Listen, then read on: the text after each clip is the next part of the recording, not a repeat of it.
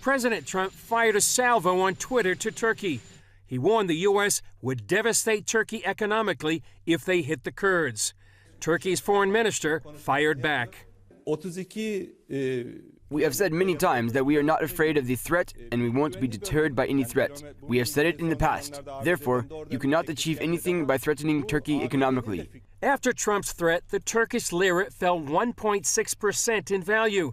And it's not the first time Trump has affected the Turkish economy. Last year, he imposed sanctions on Turkey after it failed to release imprisoned pastor Andrew Brunson. That helped push the Turkish lira to a record low last August. The Kurds have been allies of the U.S. in the fight against ISIS, but Turkey sees these same Kurdish fighters as terrorists and allied with a Kurdish group inside Turkey called the PKK that's been fighting Turkey for decades. Late Monday, Trump spoke with Turkish President Erdogan about cooperating with Turkey during the pullout of U.S. troops. Last week, U.S. Secretary of State Mike Pompeo told CBN News the U.S. will try to meet the needs of the Turks and the Kurds. Well, our message is straightforward. The work that the Kurdish forces did with us alongside in Syria has been important.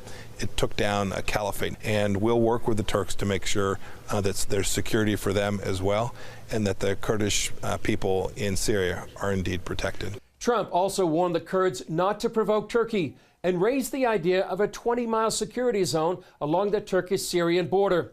If Turkey monitored that zone, many Kurds and Christians in the region say that would put them in danger, which raises another dilemma. The Kurds may rather align with Russia and Syria, and therefore Iran, if the U.S. doesn't protect them. Chris Mitchell, CBN News, Jerusalem. And Chris Mitchell is joining us now from Jerusalem. Now, Chris, you mentioned Kurds inside northeast Syria might align with Syria and Russia. Why would they do that, and why would they want to? Well, they'd want to do that, Ephraim, because they're really terrified of Turkey coming in and invading the whole northeast part of Syria, as well as this 20-mile security zone. And the other thing that would happen if right after the U.S. announced this possible pullout, the Russians and the Syrians came to the Kurds in northeast Syria and they said, listen, if you align with us, we'll protect you from Turkey. And so that's part of the reason they want to do this. And remember, Ephraim, northeast Syria is very rich in oil. So if they align with Russia and Turkey, that's going to open this part of the Syria to Iran. Rich oil fields, and also gives him a land corridor to shuttle weapons to Hezbollah, which is going to threaten Israel. Chris, you mentioned the Kurds and Christians are afraid of this 20-mile border zone if Turkey is monitoring it. Why does it trouble them so much?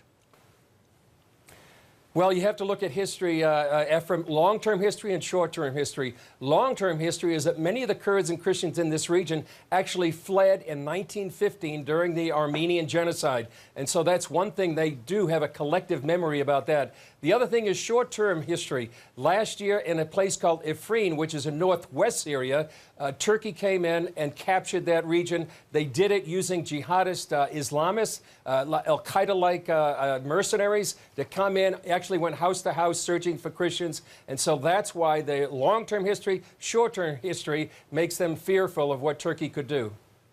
Chris, what are you hearing from Christians in northeast Syria?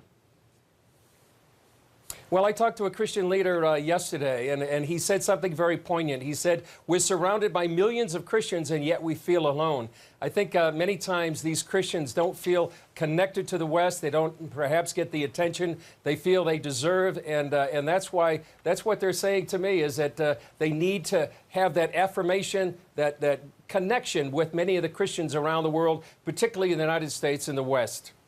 Chris, we saw your interview with Secretary of State Mike Pompeo. How did he respond when asked how to pray for him and how to pray for other leaders? Well, that was a question I asked him actually just after the interview ended. We only had about 4 minutes for that interview. I asked him, how can people be praying for him? And he says, pray for wisdom. He just finished like an 8-day, 9-country tour, and he's dealing with issues of literally war and peace, life and death, going to affect millions of people here in the Middle East. So he needs wisdom to know what to do, as well as President Trump, Vice President Pence, National Security Advisor John Bolton. Just like Paul told Timothy, pray for leaders and those in authority that we may lead a quiet and peaceable life. Indeed. Do as the Scripture instructs. CBN News Middle East Bureau Chief Chris Mitchell joining us from Jerusalem. Chris, thank you.